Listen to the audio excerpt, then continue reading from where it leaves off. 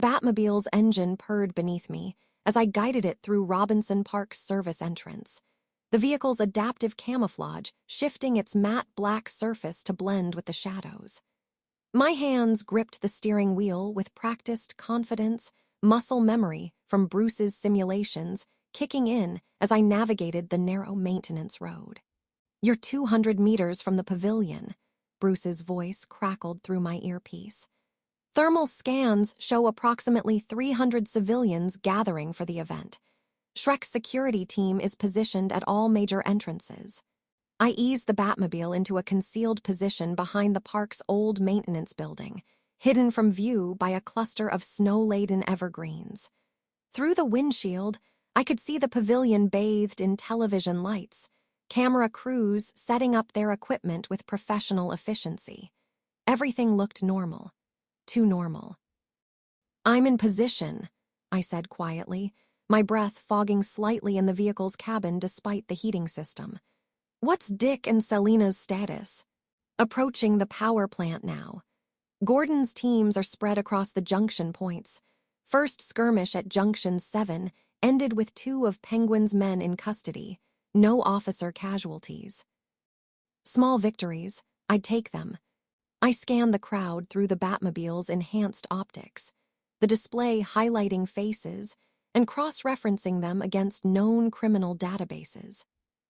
Families with children, elderly couples, young professionals recording everything on their phones. The Ice Princess, Michelle, stood near the massive Christmas tree, her pageant smile fixed in place as photographers swarmed around her. She wore a silver gown that caught the lights, looking every inch the innocent centerpiece of a holiday celebration.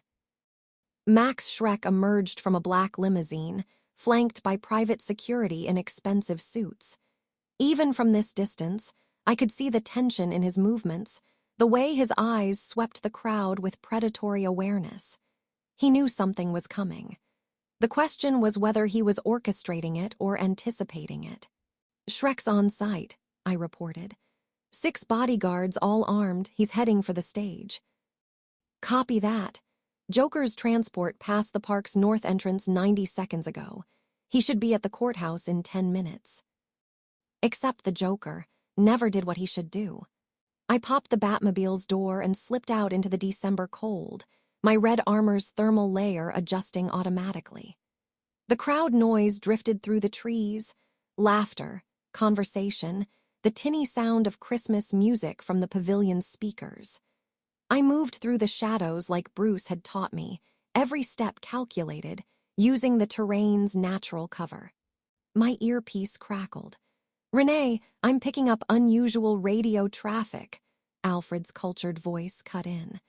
"Multiple encrypted channels activating simultaneously around the park's perimeter." There it was, the first crack in the facade. I reached the edge of the tree line, crouching behind a park bench that gave me clear sight lines to both the pavilion and the main access road. My heart rate remained steady. Years of water polo had taught me to control adrenaline, to channel it rather than let it consume me. I flexed my fingers, feeling the weight of my claws, the anesthetic coating ready to neutralize threats without killing. The dream angels stirred in the back of my consciousness, that crystalline presence I'd carried since childhood. They whispered warnings I couldn't quite parse, reality itself feeling thin around me. I pushed them down, remembering Bruce's caution about the cost of using their power.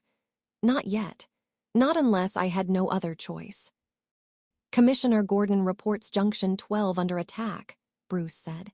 "Heavy resistance, triad enforcers." The coordinated assault was beginning. Shrek took the stage, microphone in hand, his voice booming across the crowd with practiced charisma. "Ladies and gentlemen, thank you for joining us on this beautiful evening.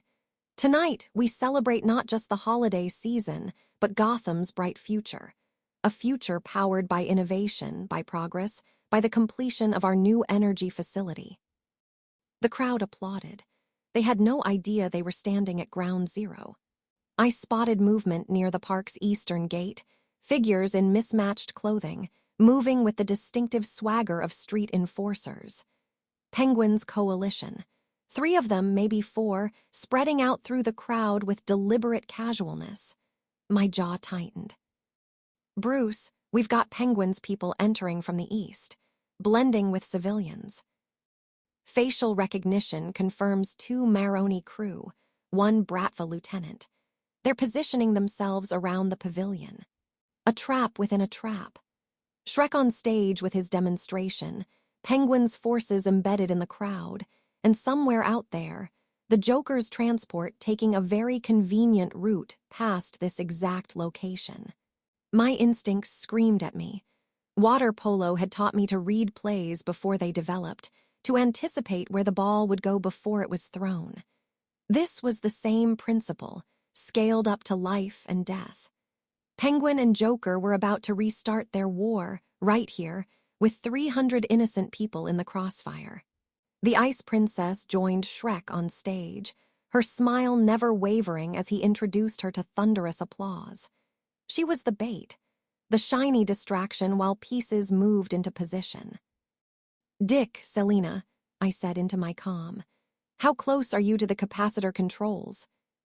"5 minutes out," Dick responded, slightly breathless. "Resistance is heavier than expected."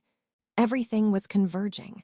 I could feel it the way I'd felt Freddy Krueger's presence in my childhood nightmares, that electric anticipation before reality tore open.